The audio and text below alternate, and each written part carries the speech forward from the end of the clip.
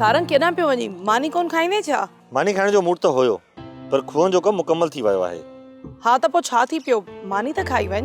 मूंखे उन्हनि खे सर्टिफिकेट ॾियणा आहिनि, इन करे मोटी अची मानी खाईंदुसि।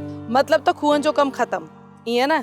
हा सुंवर राणी, बिल्कुलु मुकमल थी वियो आहे। ऐं माण्हू उन्हनि मां पाणी बि भरे रहिया आहिनि। लख लख शुक्राना यार अब तुंहिंजा। मोए चने सर मस को चङो कमु थियणु ॾिनो आहे तर में। अलाए कीअं मुजेरी हिन दफ़े ख़ामोश रहियो आहे। इहा ॻाल्हि मूंखे सम्झ में नथी अचे। हा सारन, इहा त वरी ॻाल्हि चइबी जो ॻोठ ई भरपासे में कमु थिए ऐं चने सर चुप करे वेहे। हा सुंवर राणी, इहो त पहिरियों मिसाल आहे। बहरहाल ग़रीबनि जी अलाह ॿुधी जो हो मो माठ करे वेही रहियो। सुंवर राणी मां हलां थो, मूंखे देरि पई थिए। ऐं हा, तूं मानी खाई मुंहिंजे लाइ रखी छॾिजां। ठीकु आहे। ऐं मासा त सॼो कमु करे खीर मुजेरीअ खे ॾिनमि, तेसीं हूअ निभागी रन अची मूं सां टकराई ऐं खीर हारजी। अड़े मासा त पोइ त ठहियल कमु फिटी वियो। हाओ मासा त रन सॼे कम मथां पाणी फेरे छॾियो। मूं त तोखे अॻे ई चयो हो, जेसीं ताईं न यार न हवेली मां ॿाहिरि न निकिरंदी तेसीं ताईं पाण कामयाबु कोन थींदासूं।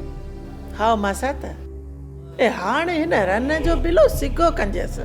मासा त हाणे त ज़हर बि ख़तमु करे छॾी। हाओ मासा त मूं त सॼो गिलास मंझि विधो हुअमि।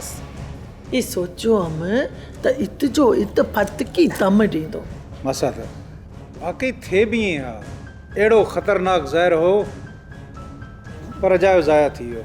ऐं मासा त हिन रन मथां त मूंखे अहिड़ा खार विया जो बसि कराए छॾियईं। बसि ऐं मुज़ेरी मूंखे माठ कराए छॾियो। मासा त कीअं बि करे हिन रन खे हवेली मां कढरा। हाणे त मूंखे बि त ईंदे डपु थो थिए। मासा त तूं घबराए न, ई रन हाणे हिते हवेली में कीमो हूंदी। चङो मासा त हाणे हलंदुसि। ए कॾहिं त वेंदो बि कर, अची तो 2 मिंटनि जे लाइ अची तो वञा तो ए कचहरी कोन करी तो मूंखे पूरो नारण कोन थो।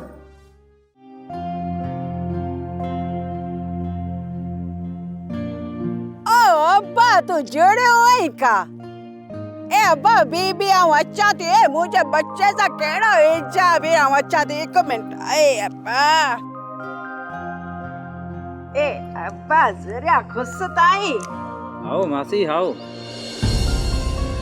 ए लाट साहब जा पुट, तोखे कीअं ज़रूरत थी मुंहिंजे ॾोटी सां मिलण जी? हा ॿुधा ॾे।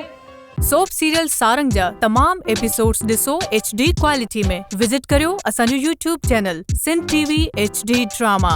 सब्सक्राइब कयो असांजो official YouTube channel Sindh TV HD drama ऐं वधीक अपडेट लाइ बेल आइकन खे क्लिक करियो।